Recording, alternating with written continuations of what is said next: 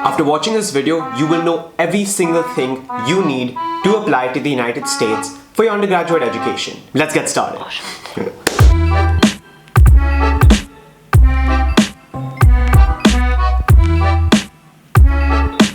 Hi, for those of you who are new here, my name is Shaurya Sinha and I am an Indian admit to Stanford University for the class of 2024, and then I took a gap year because COVID.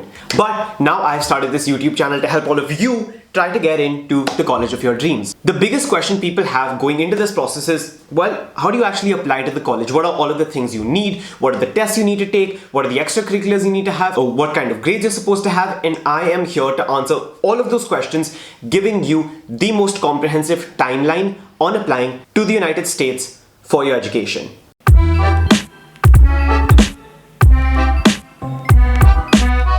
So let's quickly get started. There are 5 components to the United States undergraduate application. Number 1, academics. Number 2, standardized testing. Number 3, extracurriculars and co-curriculars. Number 4, letters of recommendation. And number 5, which is, in my opinion, the most important, essays. This entire video is going to be extremely long, extremely comprehensive, and it's not for people who want to take this process lightly. If you're a serious applicant, if you really want to get into the college of your dreams, I expect you to, at the very least, sit through all of this content, because trust me, it will help you. If you're a parent, send this to your student. If you're a student, WhatsApp this to your parent, save it for later, because it contains all of the most valuable pieces of advice and information I have collected over the last 6 years while applying to university, and what eventually helped me get into Stanford. Also, if you're new here, hit the little button down there. If you're looking for advice on the college application process, insights from a student who's gotten in,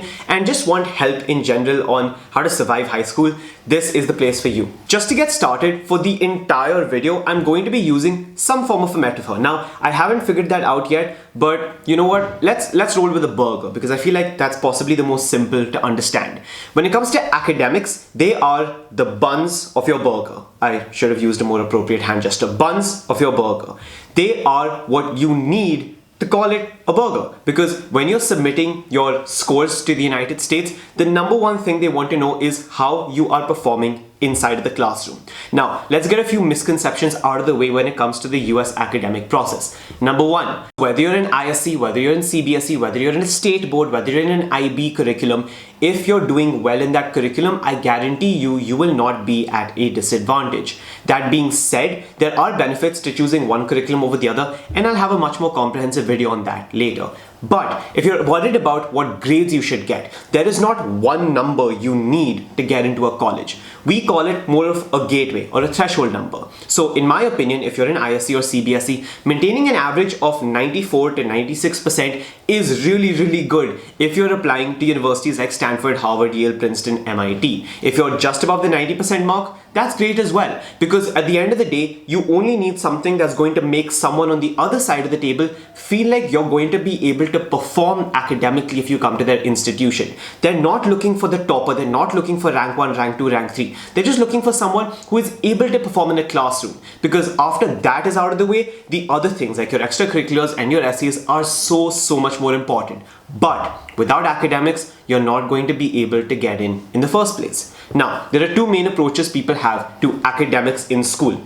Number 1, it's important to remember that colleges are going to be seeing your grades from 9th to 12th grade. How are they going to be seeing it? Try to maintain a consistent amount of performance in 9th and 10th and 11th and 12th. An upward incline is probably the best thing, but it's very natural to have a dip in some period of time. For example, I didn't perform that great in 11th grade compared to my 10th grade and my 12th grade. It's natural, they expect it to happen, but try your very best to always stay on top of your academics, because it's the bun of this burger. Now, people also ask, should I take science stream? Should I take the humanities stream? Should I take a commerce stream? What kind of subjects should I take? Take the subjects you like. Take the subjects which line up with the degree you want to pursue. Don't take science because you feel like it's much more rigorous and therefore colleges are going to let you in because of that. Yes, you know, a physics might be a harder subject to score in than a sociology. But if you are applying to colleges, your school is also going to report the average score a student got in that particular field. So for example, in physics, if you get a 98 on 100 and the average for your grade was an 85, colleges are going to know you're doing a lot better than your average grade. But in sociology, for example, if you get a 94 and the average is an 89, they're going to know that you're not done that much better than the average. So it's all about how you perform relative to the other people in your grade. Don't even compare schools. Try to compare yourself to how everybody else around you in your grade is doing academically. So that's out of the way. Now let's get to the number 2 part, standardized testing.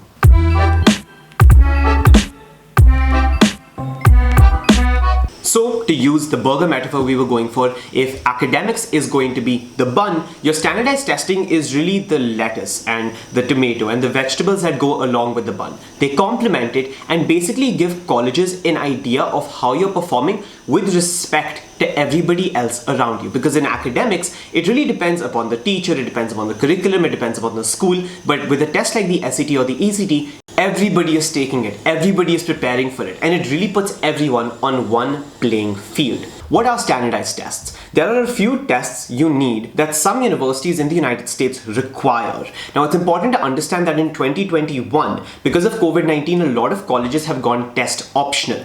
That means that for those particular exams, colleges say that you don't need them anymore. Do they help you? Yes. But if you're unable to take them because your test center shut down or because you're not able to afford them, you're not going to be put at a disadvantage. What are these tests? You have 3 main kinds of tests that colleges do require from you for your undergraduate studies. Number 1, you have the SAT or the ACT. I say SAT or ACT because if you take one, you don't need to take the other.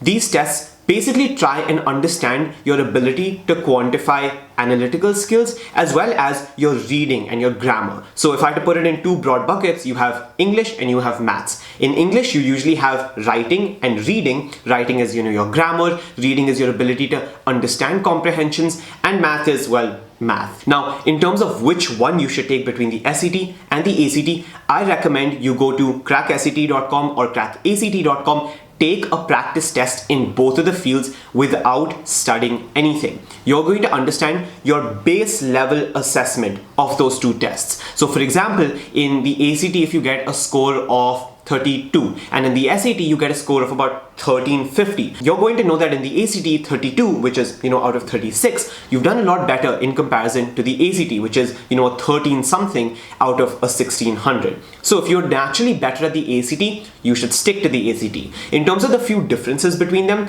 the ACT is more paced in terms of time. You're going to have to be a lot quicker. There is also a science section, which isn't really about science, it's all about reading. But again, it's an additional thing. The ACT also has the writing section, which the SAT has gotten rid of. But in general, I would say that the maths and the reading of the ACT is slightly easier than the maths and the reading of the SAT. But take the 2 tests for yourself, try it out, and whichever one you get a higher score on, stick to that. Now, in terms of when you should take the SAT and ACT, I personally took my first attempt of the ACT in the month of October in my 11th grade. However, I would recommend doing it earlier if possible. So if you can get it out of the way in the beginning of your 11th grade, that would be perfect. What this means is that when you're finishing your board exams, if you're in ICSE, CBSE, try to start preparing for the ACT and SAT immediately after that and do a June attempt, which should be about a month or month and a half after your board exams finish. If you get the ACT and SAT out of the way, it will make your life so much easier. In terms of how long you're supposed to spend preparing for these tests, I would recommend about 6 to 8 weeks. I think that's more than enough to try and crack these tests. Also, if you can't manage to do it in your June attempt or your October attempt, always save space for a second attempt, which is going to be the month of December. So, with that out of the way, let's get into the second kind of test, which are the APs. A lot of Indian students ask me whether they should take APs, and my advice is simple. If you knock the SAT and ACT out of the way, you can afford these tests not only financially because they are extremely expensive examinations to take, but also in terms of time. It's not going to distract you from your schoolwork, then go for APs. They are a very good academic layer you can add over your application, especially now that the subject SAT has been cancelled. What are the main benefits that I had when I took the APs? For those of you who don't know, I took 3 APs. I took Calculus AB, I took Psychology, and I took Microeconomics. Now, the main benefits I got out of taking the APs is that number 1, it gives me college college credits. What this basically means is that when I go to Stanford, I will be able to say that, hey, I took the AP Calculus AB exam, which gave me 6 college credits. That means that you don't have to take a class with those number of credits in college, which will at the end of the day save you money, which is always something that we love. Number 2, I prepared for my APs in the year of 12th grade. I took them in May of my 12th grade and I prepared for them for 2 months before it. The syllabus I studied for my APs was the same syllabus that I had for my entire 12th grade. So when I took the APs, I was actually a lot better prepared for my 12th grade school studies than I thought I would be, which helped me improve my grades. Number 3, I was one of the few students who had taken APs in my school, so it definitely did distinguish me from a larger pool of students. The cons of taking APs, like I said before, number 1, extremely time consuming because most Indian schools do not teach you the AP curriculum. You're going to have to go to a test prep center, you're going to have to go to Khan Academy, you're going to have to buy books. All of these things are things you're going to have to do yourself and it is going to take you a lot of time. But B, it's also an extremely expensive test. So if you can't afford it, please do not feel pressured to take this exam. With that out of the way, let's get into the third chunk, which is extra and co-curricular activities.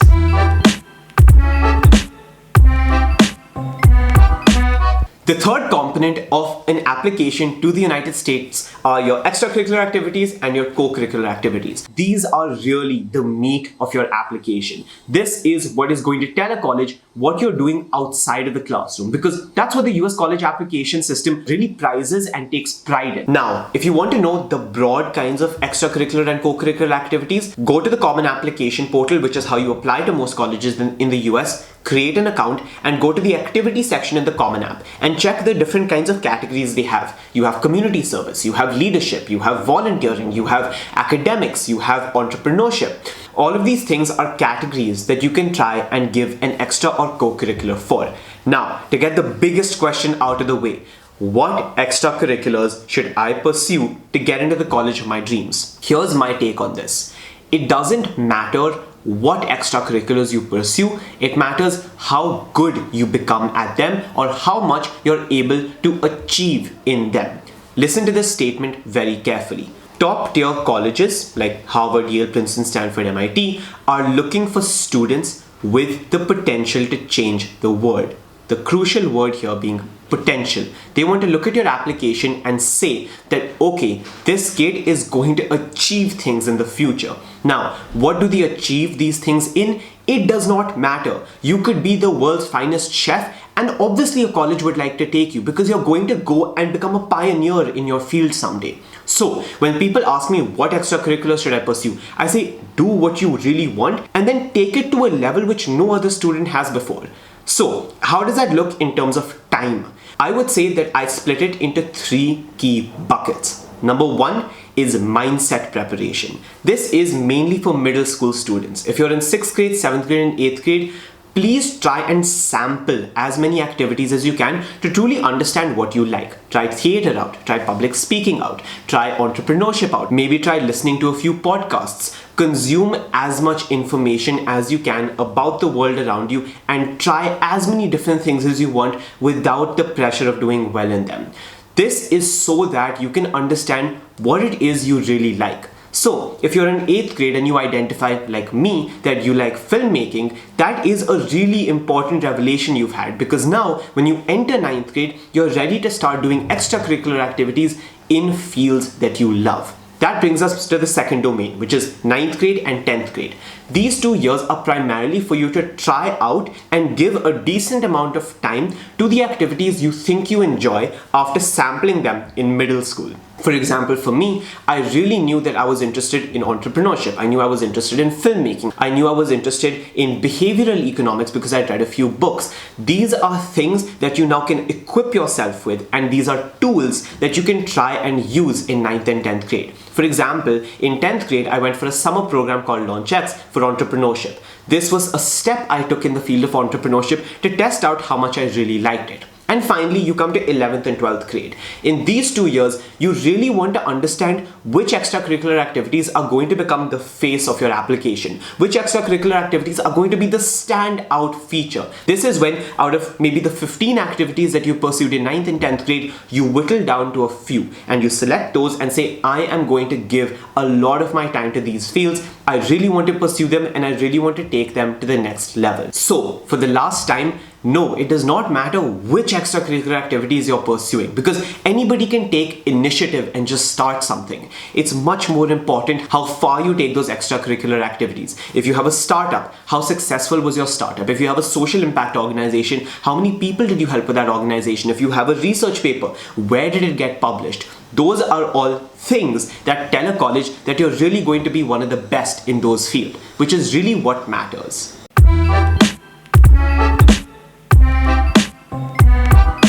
That brings me to the most important part of the college application process. If academics was your bun, if standardized testing is your lettuce, if co-curricular and extracurricular activities was your meat, essays is how you're cooking that meat. Here's what I mean. If you have the best extracurriculars in the world and you're not able to present them effectively, you're not able to cook that meat effectively, the burger is basically raw, it's inedible.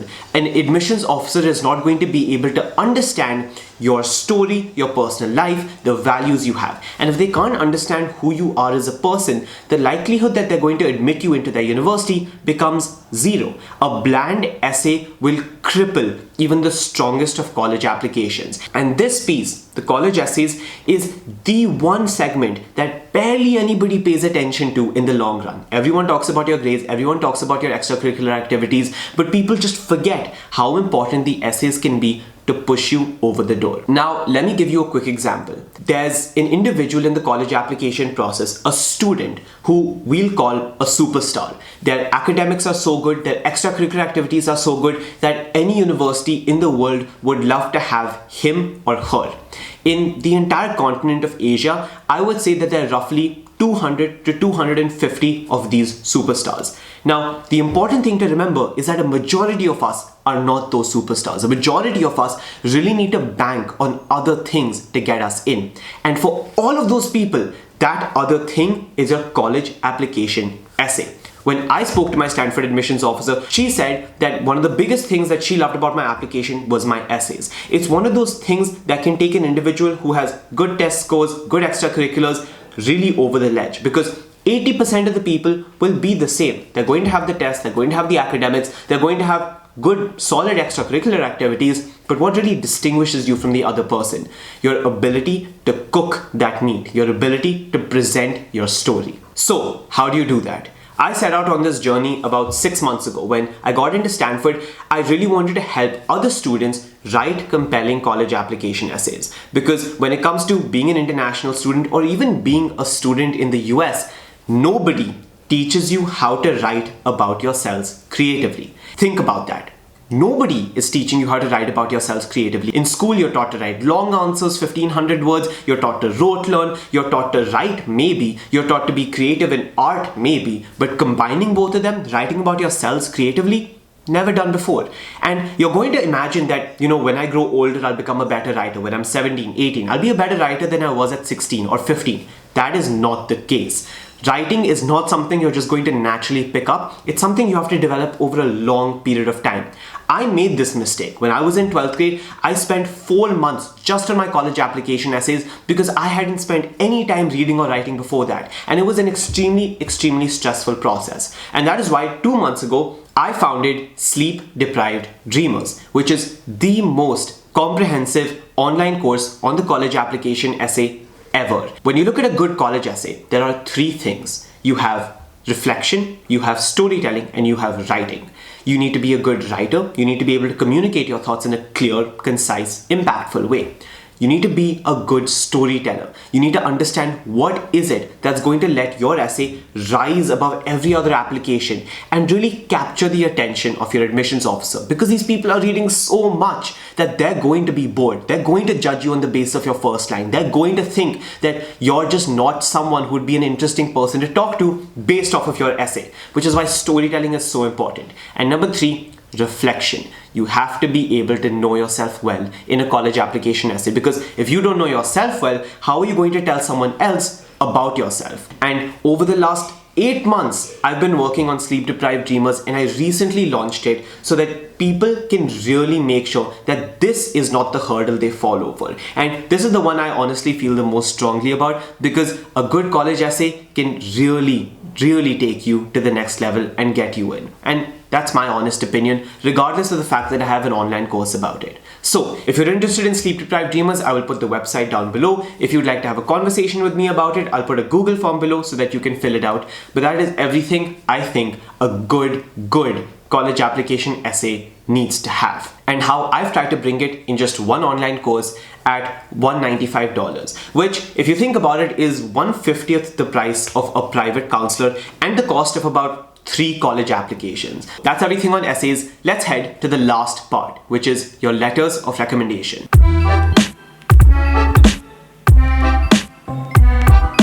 So we've done academics, standardized testing, extracurricular activities, essays. We finally come to the last part, which is letters of recommendation. Now, letters of recommendation, if we had to use the burger analogy again, is basically the branding of it. You're going to be trusting a burger that's given by McDonald's a lot more than one that's given by a package that's unlabeled. A letter of recommendation basically verifies everything that you're talking about in your application and also recommends you to the college. So, who do you reach out to for a letter of recommendation? There are 2 kinds of sources. Number 1 are your school teachers. These are individuals who've seen you inside the classroom and can evaluate your ability as a student.